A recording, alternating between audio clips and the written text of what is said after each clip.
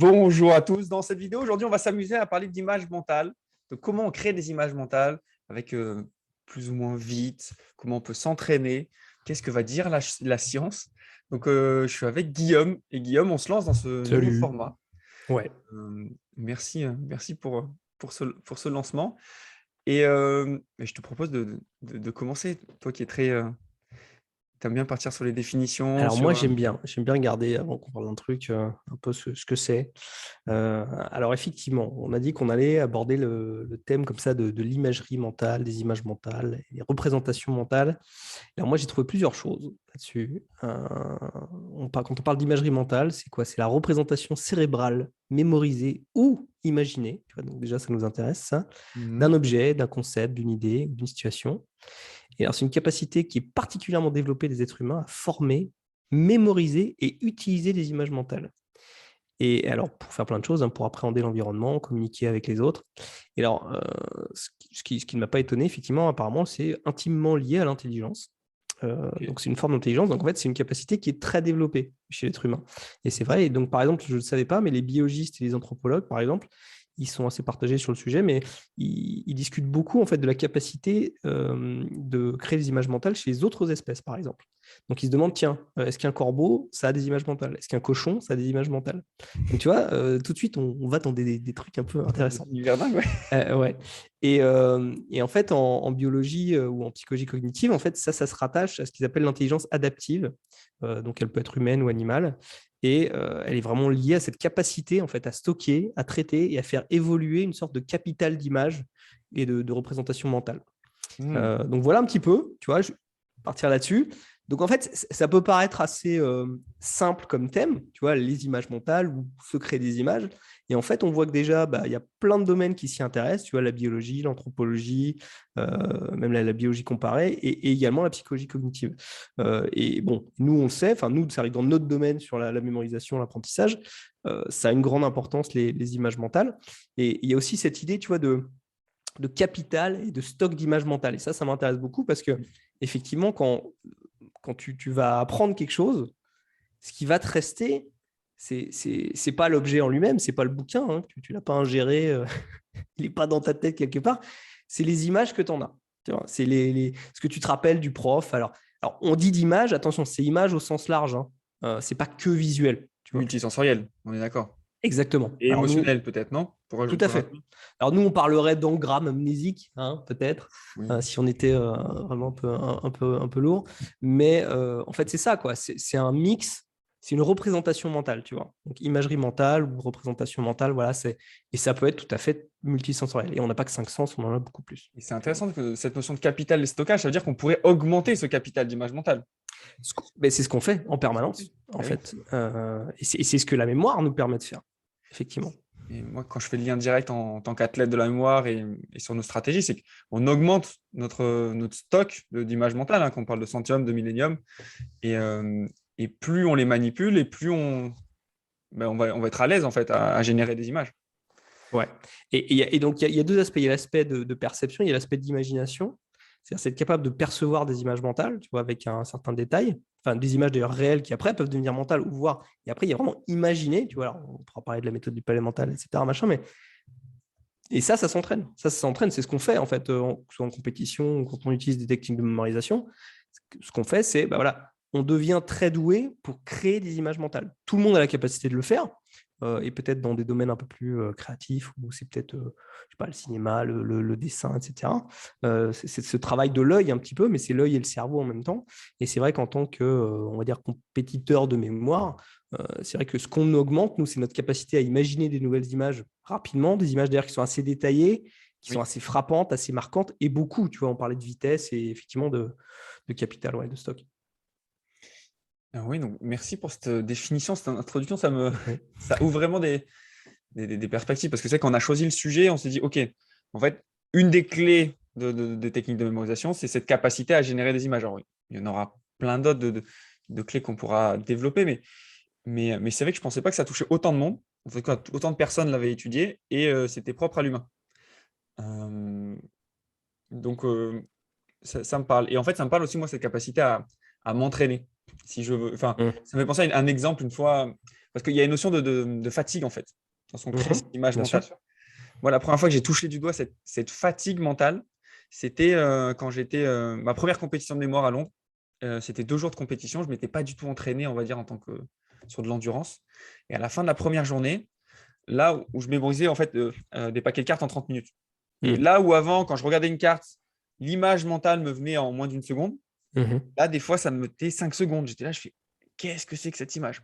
Et en fait, je vois que c'est vraiment ça s'entraîne et il y a une endurance, ça prend de l'énergie. Ah bah ça demande de l'attention, de la concentration et il y a une réelle fatigue. C'est vrai, quand on fait des compétitions qui durent 1 ou 2 jours ou des épreuves qui sont très très longues, t'as pas le même rythme tout au long, ou peut-être si, peut-être le champion du monde, peut-être Andrea, mais on le sait, c'est-à-dire que il y a des épreuves qui durent 1 minute, mais la même épreuve 5 minutes, tu n'as pas le même rythme, ta vitesse chute assez rapidement parce que ça demande un effort de concentration qui est tel. Donc en fait, créer des images mentales, effectivement, c'est fatigant et on le voit nous en formation souvent. On a des gens où quand on leur demande de créer des images, la première ça va, la deuxième ça va, la troisième ça va, et au bout de la 20e, waouh, on voit vraiment que c'est fatigant. C'est fatigant et c'est un réel effort.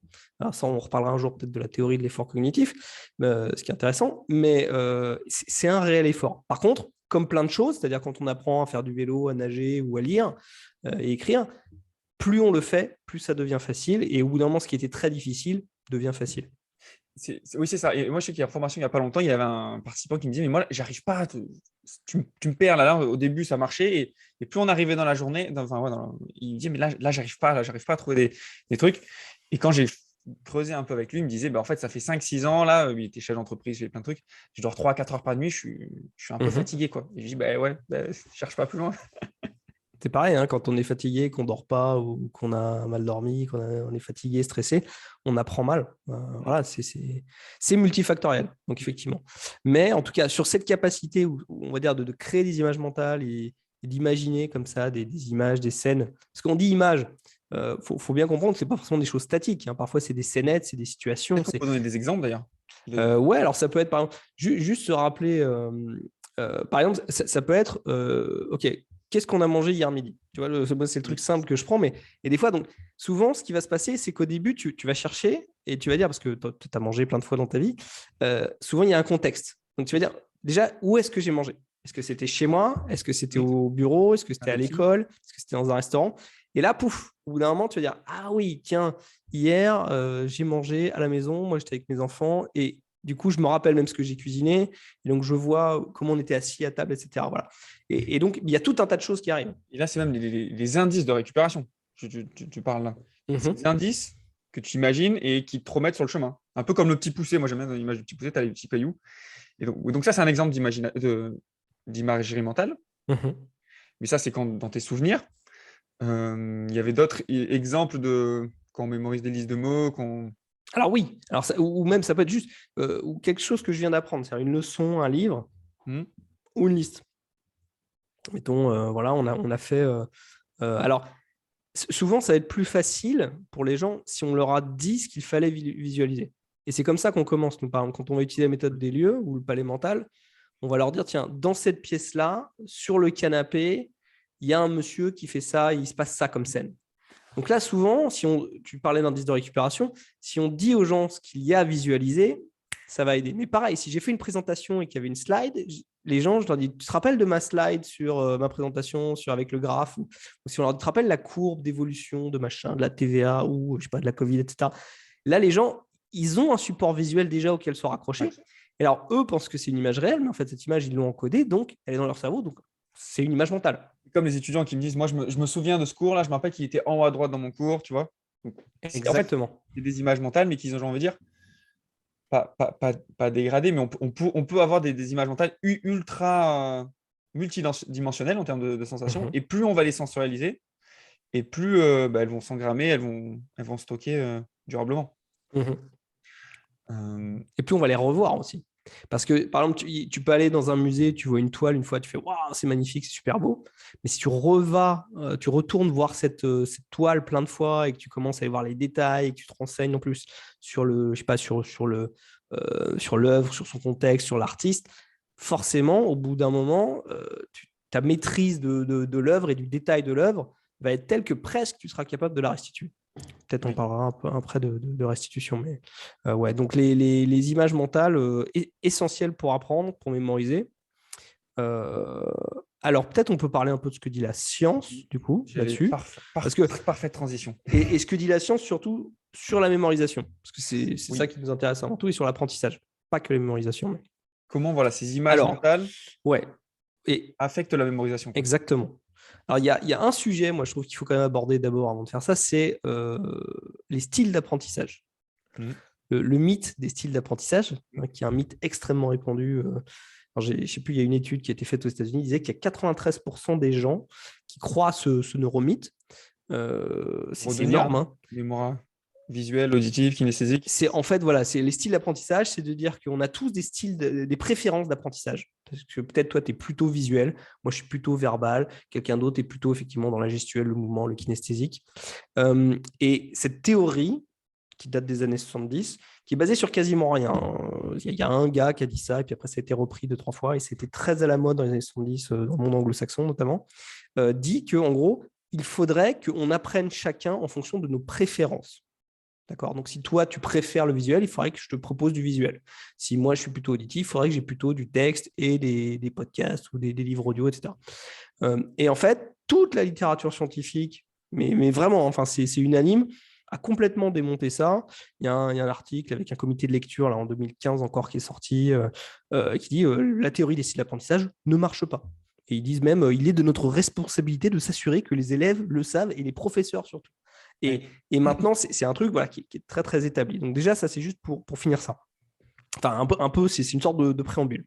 Oui. Alors maintenant, la question, c'est qu'est-ce qui marche. Enfin, mais déjà, ce que dit la science, je trouve c'est important de savoir, ça ne marche pas. C'est-à-dire que si je prends un groupe et je leur donne que du visuel, C'est alors qu'ils me ça. disent qu'ils sont visuels, ils ne vont pas mieux apprendre. C'est ça. En fait, moi, ce que j'avais vu, c'est que c'est pas que ça marche pas ou que ça marche, c'est juste qu'on a démontré que ça n'avait aucun impact, quoi.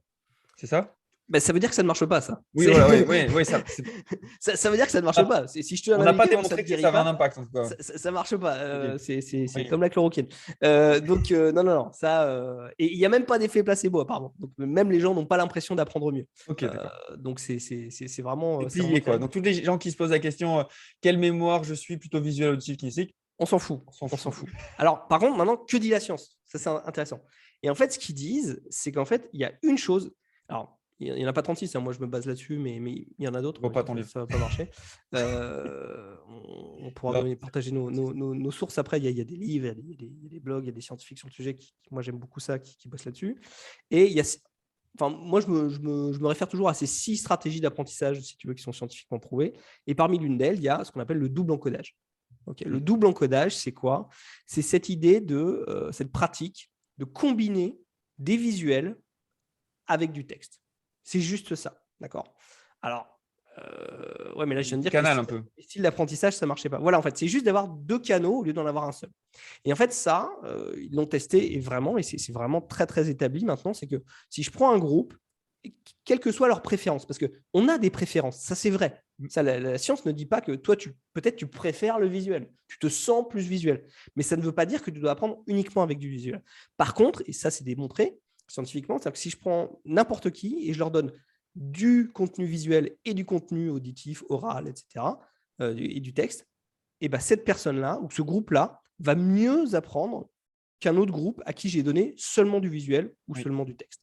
Voilà, donc c'est la combinaison des deux. Alors pourquoi on dit juste visuel et texte? C'est juste parce que c'est 99% des supports d'apprentissage.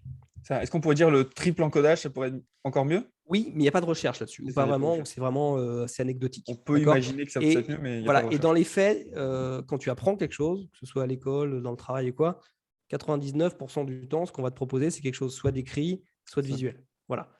En dehors de ça, il n'y a pas grand... Et ça reste le support un peu idéal pour apprendre pour l'instant, en tout cas dans notre société. On verra peut-être dans le futur. Voilà, on n'est pas dans la matrice encore. Voilà. Mais donc, voilà. Donc, ce que dit la science, c'est que le double encodage, et ce qu'elle dit, c'est que ça marche très bien.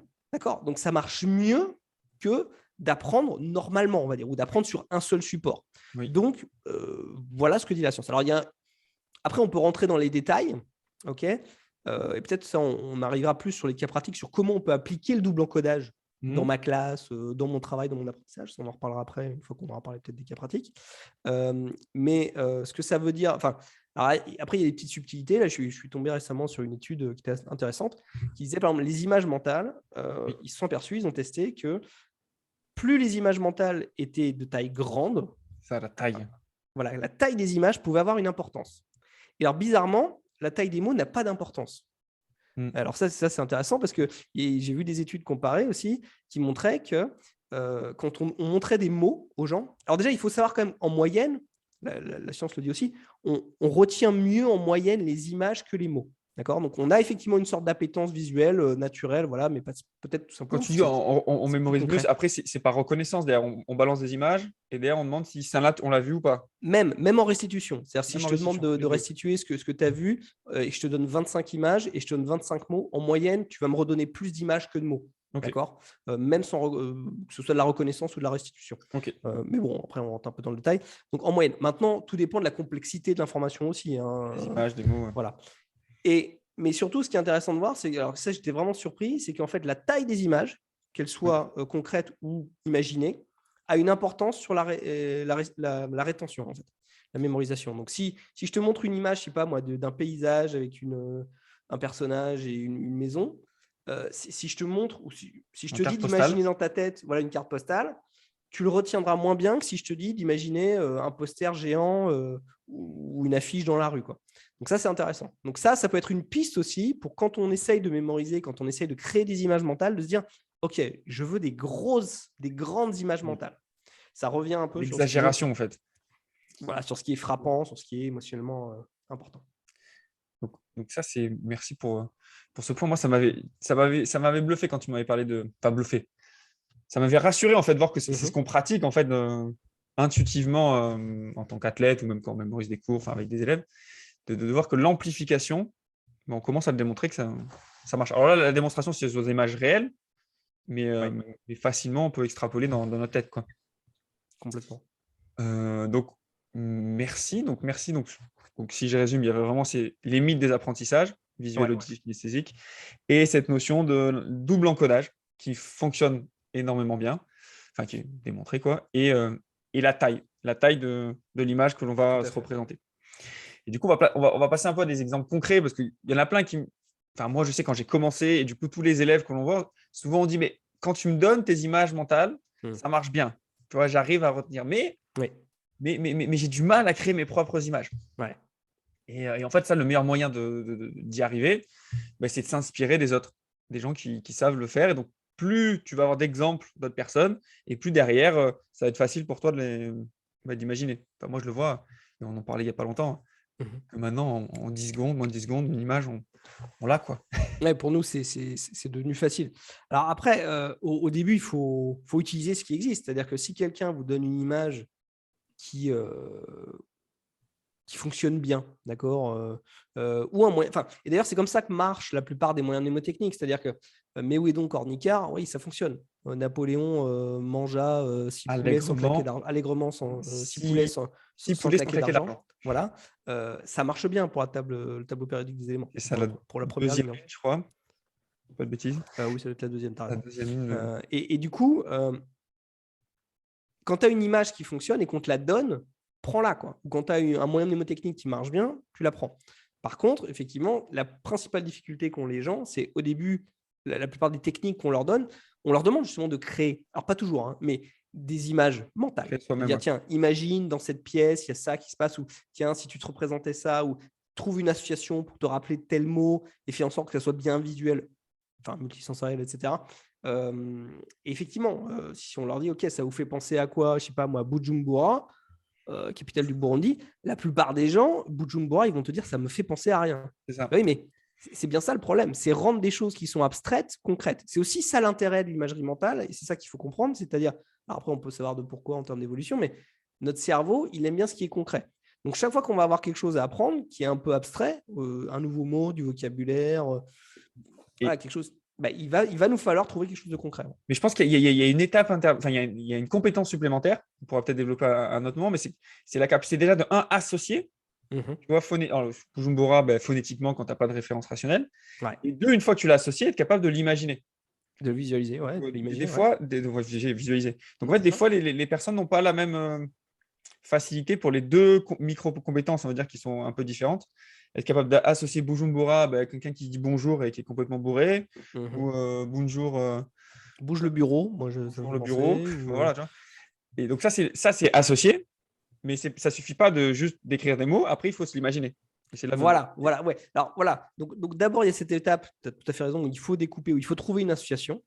Et ensuite, cette association, et ça c'est la grosse difficulté parfois pour les gens, c'est arriver à bien la visualiser. Je dis souvent, il faut prendre cette demi-seconde où tu fermes les yeux et tu prends une photo mentale, quoi, un peu. Et tu te représentes la scène.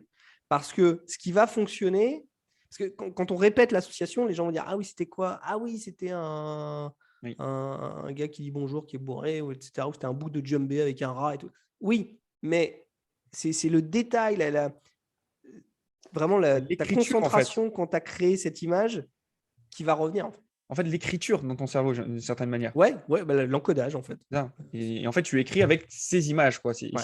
Plus elles sont détaillées, et mieux ça. C'est Isabelle Simoneau, une amie neuroscientifique, qui m'explique, enfin, qui me dit en fait, notre cerveau, c'est des potentiels électriques. Et en fait, comme chaque sens est connecté à des aires cérébrales différentes, plus tu vas sensualiser, plus tu vas activer d'aires cérébrales. Et donc, forcément, si tu imagines de manière multisensorielle, derrière, pour retrouver l'info, c'est beaucoup plus facile. Tu as plus de crochets, ouais. Tout à fait. Donc voilà un exemple. Donc, bonjour le bureau. Bujumbura et Burundi.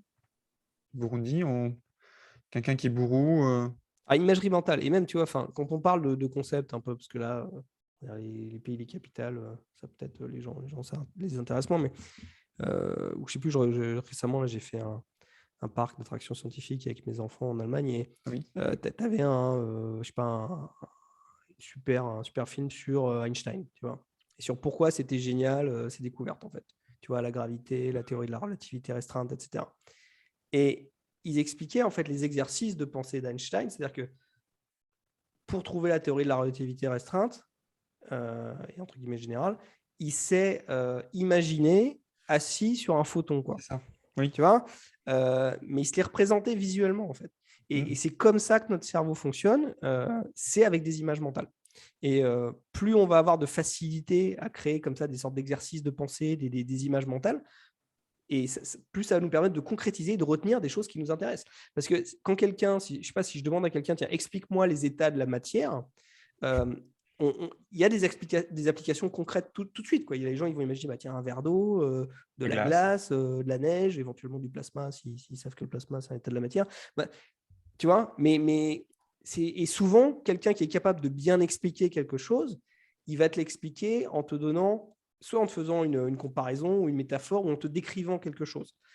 Et c'est là que tu vas bien comprendre. Et les bons profs, souvent aussi, c'est ça aussi. Et c'est marrant parce quand tu me dis ça, ça me fait penser là. J'ai assisté, mais ça fait plusieurs années, c'était un festival de conteurs. Et du coup, je discutais avec des conteurs par la suite, et je vais même acheter un livre. Et il m'expliquait qu'en fait, un bon conteur, au bout d'un moment, il fait vivre en fait l'histoire. Et en fait, l'histoire, elle vit devant ses yeux. Il m'expliquait, c'est comme si tu imaginais devant tes yeux le spectacle en train de se dérouler. Et donc, bon, et du coup, moi, ça m'a complètement fait connecter avec les techniques de mémorisation, mais du coup, cette capacité à imaginer, en fait, à faire vivre dans ton imaginaire, et après, du coup, pouvoir le décrire et être complètement absorbé par l'histoire. D'autres exemples, peut-être. Un exemple qui m'avait parlé, moi, c'est un exemple peut-être en études de santé sur l'anatomie. Et c'est vrai que ça s'y prête bien, mais parce que ça paraît évident là, pour apprendre l'anatomie, il faut regarder des diagrammes, il faut regarder des coupes, etc. Et il y avait une femme médecin, je crois que c'était aux États-Unis, et en fait, elle avait créé des répliques en pâte à modeler d'organes pour s'entraîner en fait à faire de la chirurgie. Et elle le faisait, je crois, avec sa fille de 8 ans. Enfin bon. Et c'était assez bluffant, mais de voir à quel point le détail. Et en fait, ça lui demandait de se projeter et d'avoir en fait une vision extrêmement claire. Mais c'est incroyable parce qu'en fait, tu voyais les muscles, tu voyais les nerfs et tout, et c'est tout fait en pâte à modeler. Et après, donc, elle te montrait par exemple ce que c'était, voilà, tiens, comment on fait une ligature, comment et c'était bluffant, quoi. Et cette capacité en fait à se représenter mentalement le corps humain, par exemple. Pour les médecins, c'est essentiel. Et pour apprendre l'anatomie, c'est essentiel. Et tu vois, le faire tourner en 3D, être capable de voir l'articulation, de voir l'organisation. Et bien ça, c'est de l'imagerie mentale. Oui. D'accord ? Alors là, il y a une application qui est très concrète derrière, mais c'est vrai pour plein de choses. Et même quand tu parles avec des ingénieurs ou tout simplement des gens qui sont passionnés dans leur domaine, ils sont capables comme ça de se représenter. Alors, ils peuvent parler plus ou moins avec leurs mains, je ne sais pas, mais vraiment, ils ont effectivement, tu as l'impression qu'ils ont sous les yeux ce dont Moi, ils te parlent. je demandais à mon garagiste, voilà, je lui dis, mais comment tu fais pour capter que la panne, elle est à tel endroit et tout? Il me dit, quand il y a un bruit comme ça, mais en fait, je suis dans le moteur, quoi. Je l'imagine et du coup, j'arrive à identifier, ah ouais, c'est plutôt là. Il me donnait l'exemple quand il a une remorque. Il me dit, quand je conduis une remorque et j'ai mon bateau, quand il a un bateau derrière, il me dit, je suis incapable d'aller vite sur un dodan. Il me dit, et pourquoi? Parce qu'en fait, quand je suis sur un dodan, je suis à la place de l'amortisseur. Et je vois les amortisseurs s'écraser. Et du coup, mais je ne peux Ouais. pas aller vite, tu vois. Parce qu'en fait, il l'a, en fait. Ouais, il le sent Il dans est sa partout. chair. C'est incroyable. Il y a une émission comme ça, pareil, c'était à la radio, et les gens l'appelaient avec des problèmes mécaniques. Et juste en décrivant en une phrase le bruit ou ce que ça faisait, les gars étaient capables de dire, bah, vous savez quoi, vérifiez le carburateur. Ou Oui, ah non, mais ça doit être la pompe d'injection et tout. Et en oui, fait, les gens ont vérifié, ils rappelaient la semaine d'après, ils disaient, ouais, c'était ça. Bah ouais, c'est oui. incroyable.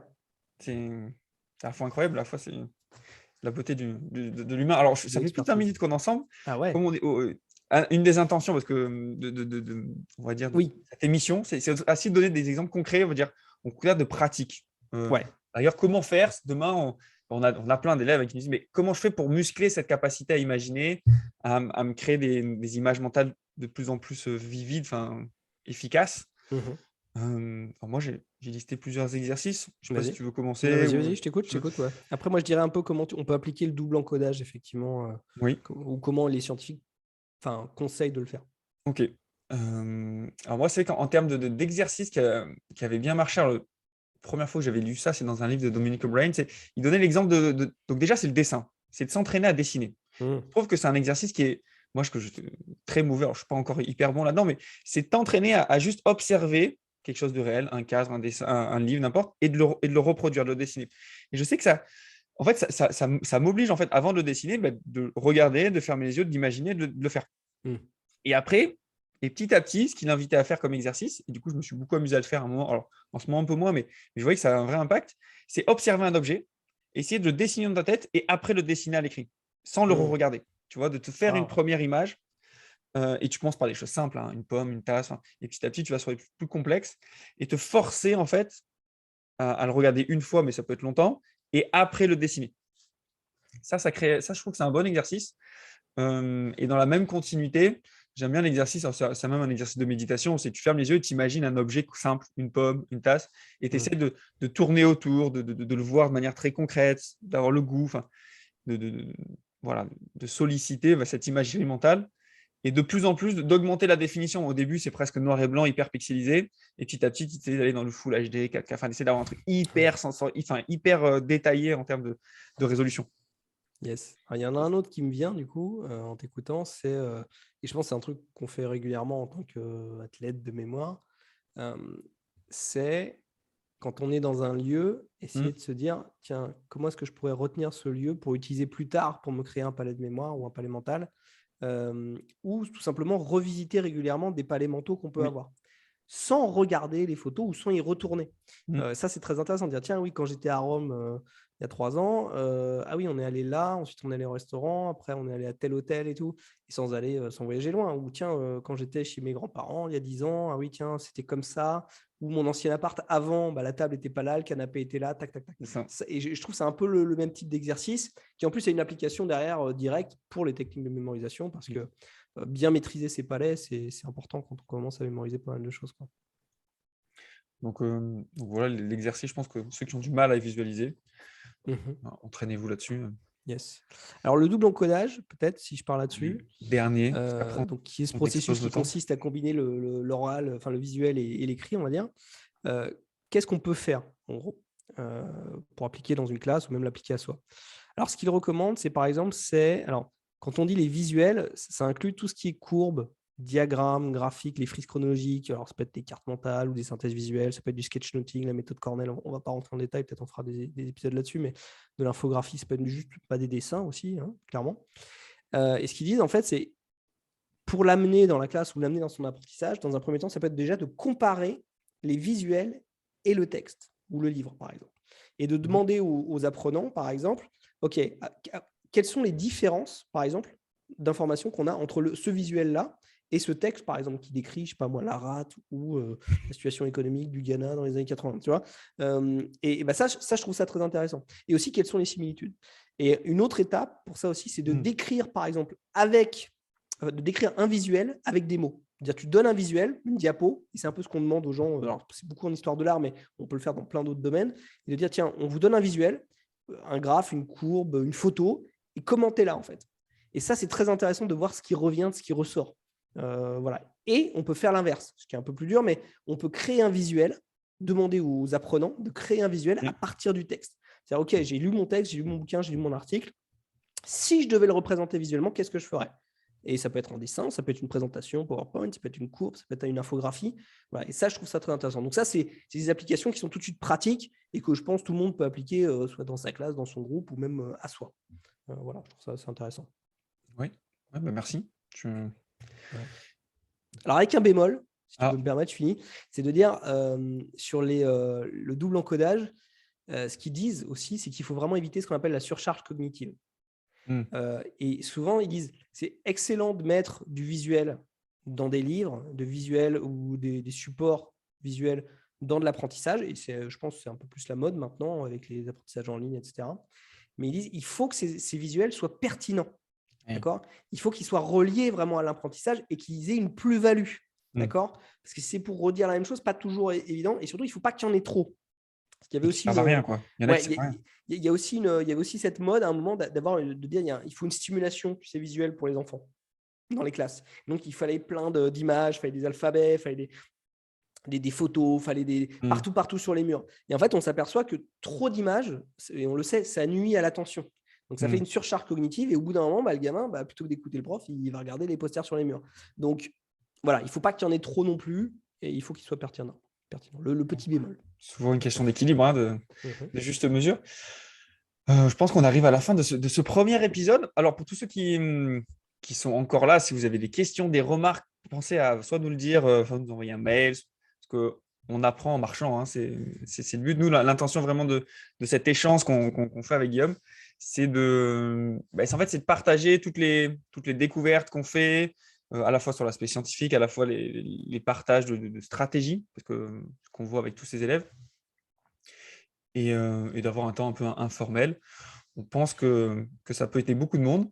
Donc merci d'être resté jusque-là. Guillaume, je ne sais pas si tu as envie de dire un mot. Non, mais restez là parce qu'on en aura d'autres et on va aborder pas mal d'autres thèmes, je pense, qui sont intéressants, que ce soit en termes de mémorisation ou d'apprentissage. Et effectivement, ça peut ouvrir des portes et surtout, notre objectif aussi, c'est de donner vraiment des conseils pratiques qu'on puisse appliquer tout de suite à soi-même. Merci beaucoup. Ciao, ciao. Salut Seb.